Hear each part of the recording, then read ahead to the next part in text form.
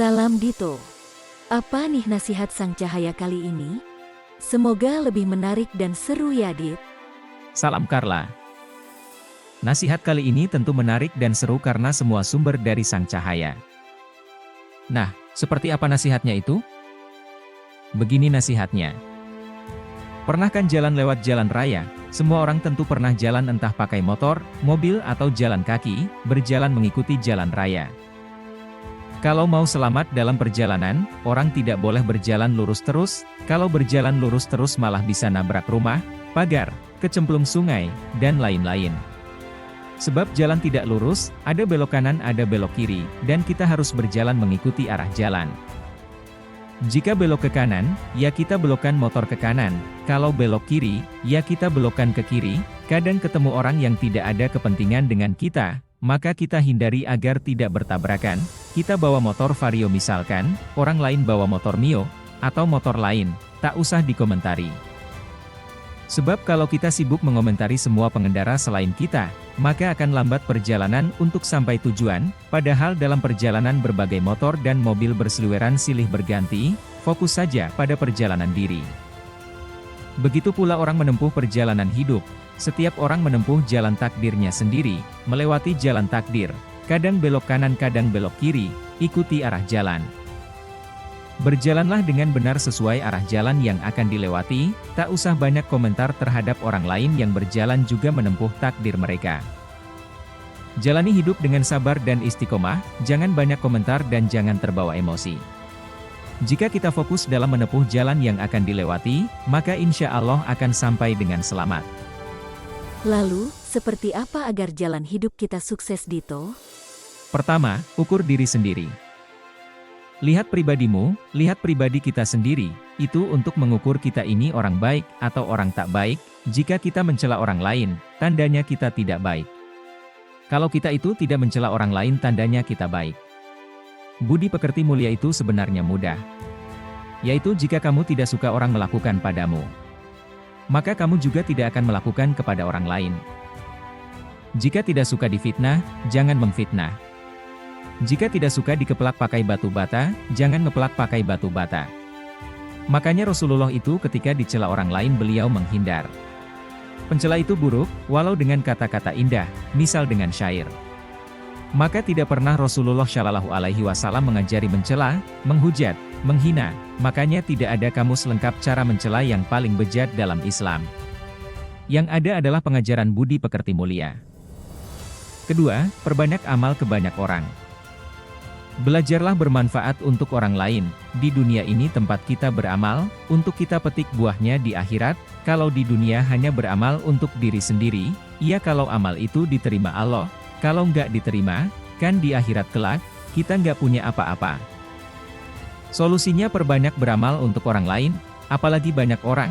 Jika kita tidak diterima, dari orang lain yang kita tidak tahu, insya Allah akan diterima oleh Allah.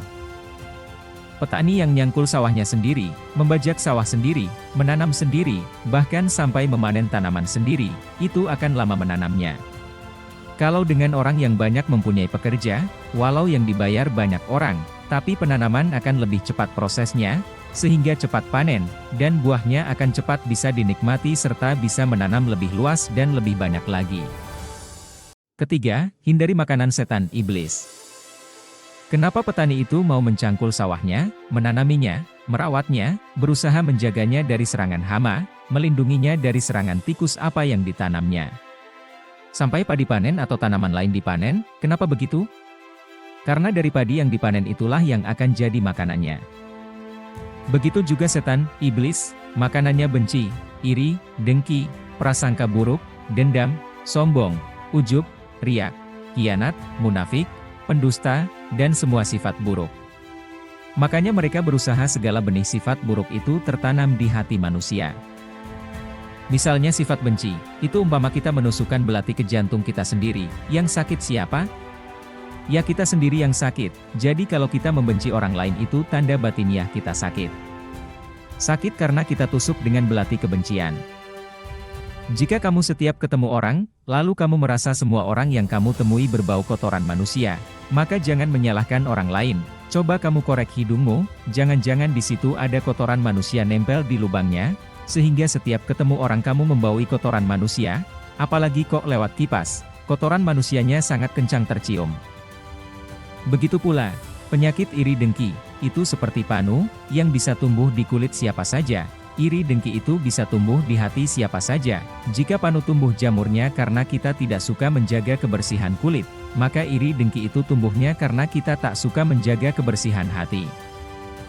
Dan sebab tumbuhnya penyakit itu karena ema agna, anhu maluhu wa makasab, karena tak terima dengan hartanya dan keberadaan pekerjaannya, jika kita tidak mensyukuri kenikmatan, sehingga mempunyai harta bagaimanapun kurang, punya ilmu merasa kurang, punya kedudukan merasa kurang, punya apapun merasa kurang. Maka ujung-ujungnya akan timbul iri dengki dengan apa yang dimiliki orang lain, tak peduli orang lain itu memiliki lebih sedikit dari apa yang kita miliki. Dan jika iri dengki itu telah tumbuh maka persifatan kita akan seperti Hamalat al-Hatab, orang yang membawa kayu bakar, yang membakar sana membakar sini. Jika kamu membawa bangkai, itu tanda di situ ada bangkai. Jika kamu membawa nasi basi, itu tanda di situ ada nasi basi, itu hukum sunatullah. Jika di dalam dirimu ada sifat setan, iblis, maka itu tanda di dalam dirimu ada setan, iblis yang bercokol, tinggal dan bercocok tanam. Seperti petani itu berusaha menanam padi di sawah, setan, iblis juga berusaha menanam benih keburukan di hati manusia, ladang mereka itu hati manusia.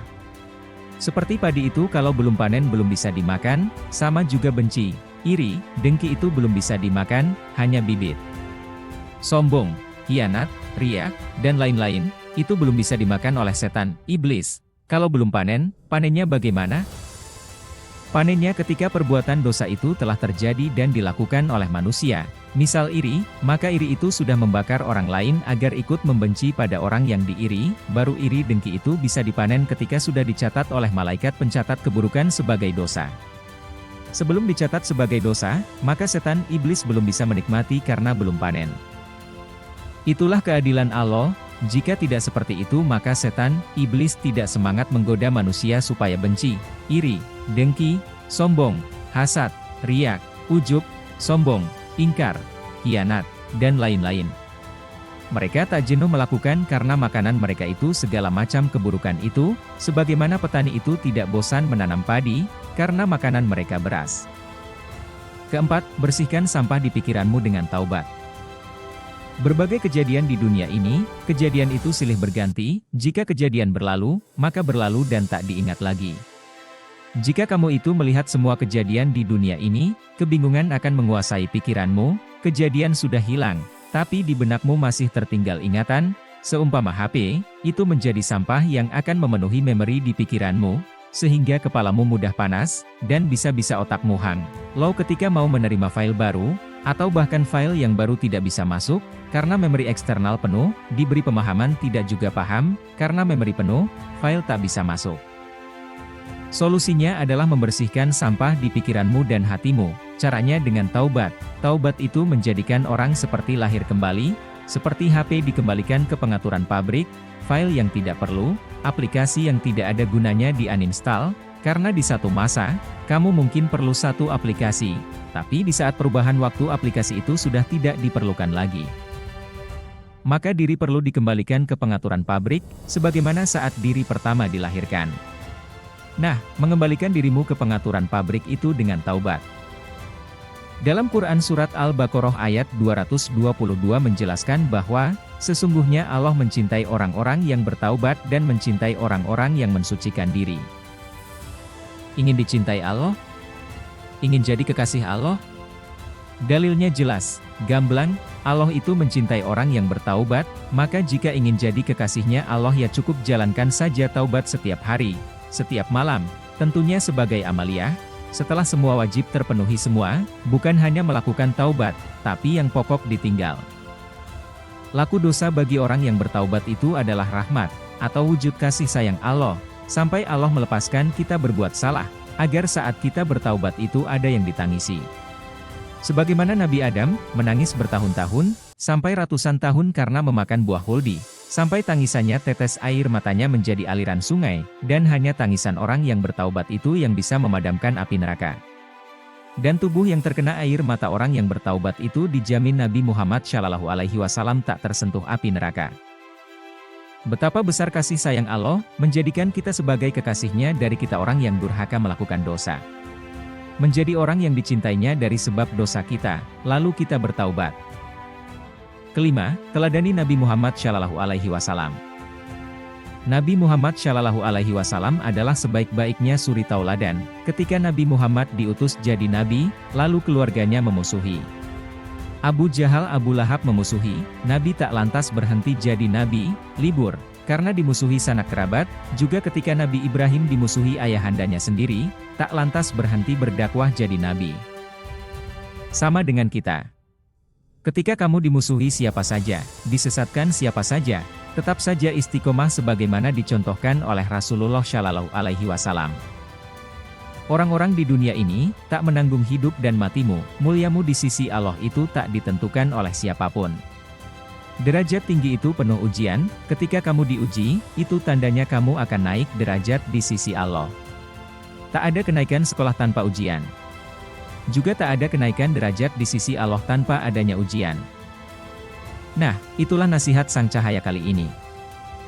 Semoga bermanfaat. Wah, ternyata seperti itu ya nasihatnya. Oke Dito, terima kasih. Semoga kita diberikan kemampuan selalu istiqomah dalam kebaikan. Amin.